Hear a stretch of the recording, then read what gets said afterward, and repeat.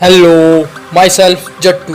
तो सारे अपनी पैंट की जेब से हाथ बाहर निकाल लीजिए क्योंकि शुरू होने वाला है आपका अपना चैनल WWE एक्सपो।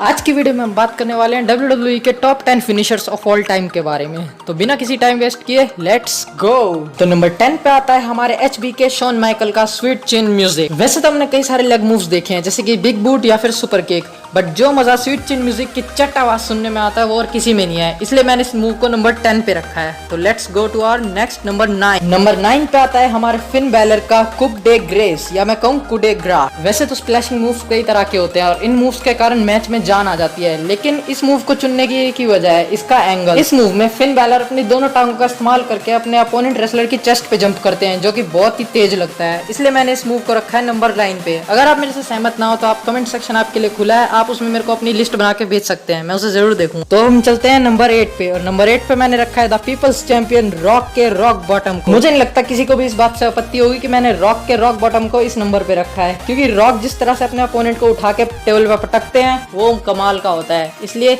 अब हम बढ़ेंगे अपने नंबर 7 की ओर। नंबर 7 पे मैंने रखा है हमारे Monday night Messiah Seth Rollins के कर्ब स्टॉम्प। जहां तक बात की जाए कर्ब स्टॉम्प की, तो इस मूव को बीच में बैन कर दिया गया था, क्योंकि जिस तरह से रेसलर अपने सामने वाले अपोनेंट की नेक पे पैर रख के उसका फेस जमीन पे मारता है वो बहुत डेंजरस हो सकता है। तो इस मूव को तो इस लिस्ट में होना ही था। हम चलेंगे अपने नंबर 6 की ओर। नंबर 6 पे हमने रखा है हमारे चैंपियन जॉन सीना का AA यानी कि एटीट्यूड एडजस्टमेंट। जहां तक बात की जाए AA की, ये सचमुच में एक फिनिशर लगता है और जहां ये सामने वाले सुपरस्टार को पड़ जाए वो बंदा वहीं खत्म हो जाता है और 1 2 3 पिन, इसलिए हमने इसे रखा है नंबर 6 पे। हम बढ़ेंगे अपने नंबर 5 की ओर। नंबर 5 पे आता है हमारे बीस्ट ब्रॉक लेसनर का F5। ये भी सेम हमारे नंबर 6 AA की तरह ही है, बट इसे ऊपर रखने की वजह सिर्फ एक है, क्योंकि जिस तरह इसमें सामने वाले अपोनेंट को घुमा के फेंका जाता है इसका इम्पैक्ट ज्यादा होता है। अगर आप लोग मेरे से सहमत ना और AA को इससे ऊपर रखना चाहते हो तो वो आपकी मर्जी है, आई डोंट माइंड। हम बढ़ेंगे नंबर 4 की तरफ, और नंबर 4 पे आता है हमारे स्टोन कोल्ड स्टीव ऑस्टिन का स्टनर। जहां तक बात की जाए स्टनर की, ये मूव बिल्कुल अनएक्सपेक्टेडली लगता है और जिसको भी आज तक ये मूव लगा है मैंने तो भाई उसे देखा नहीं है उठते हुए, इसलिए मैंने इसे रखा है नंबर 4 पे। हम बढ़ेंगे अपने नंबर 3 की ओर। नंबर 3 पे आता है हमारे बिग डॉग रोमन रिंग्स का स्पेयर। वैसे तो हमने काफी सारे रेसलर्स देखे हैं जो स्पेयर का इस्तेमाल करते हैं, बट जो इम्पैक्ट रोमन रिंग्स देते हैं वो अपनी पूरी बॉडी का फोर्स लगा के सामने वाले अपोनेंट की चेस्ट पे हमला करते हैं स्पेयर से,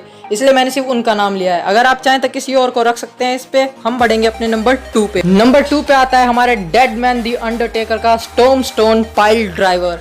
मुझे इसका नाम आज ही पता चला है, ऐसे इस चीज को बताने की जरूरत नहीं है, लेकिन फिर भी बता देता हूँ। अंडरटेकर जिस तरह से अपने सामने वाले अपोनेंट को घुमा के उसे सर के बल गिराते हैं उसका इम्पैक्ट बहुत ज्यादा रहता है, इसलिए मैंने इस मूव को नंबर 2 पे रखा है। अब हम बढ़ेंगे अपने नंबर 1 की ओर। वैसे देखा जाए तो अभी तक आप सभी ने गेस कर लिया होगा कि नंबर 1 कौन होने। नंबर 1 पे है हमारे Legend Killer the Viper Randy Orton का RKO। RKO एक ऐसा मूव है जो अपने सामने वाले अपोनेंट के पूरी बॉडी पे इम्पैक्ट छोड़ता है और वो कभी भी पड़ सकता है हमारे स्टनर की तरह, इसलिए हमने रखा है RKO को नंबर 1 पे। तो गाइज ये थी मेरी लिस्ट हमारे टॉप 10 WWE के फिनिशर्स की। अगर आप मेरी लिस्ट से सहमत ना हो तो आपके लिए कमेंट सेशन खुला है, आप मुझे अपनी लिस्ट बना के भेज सकते हैं। तो हम मिलेंगे अपनी नेक्स्ट वीडियो में, तब तक के लिए गुड बाय।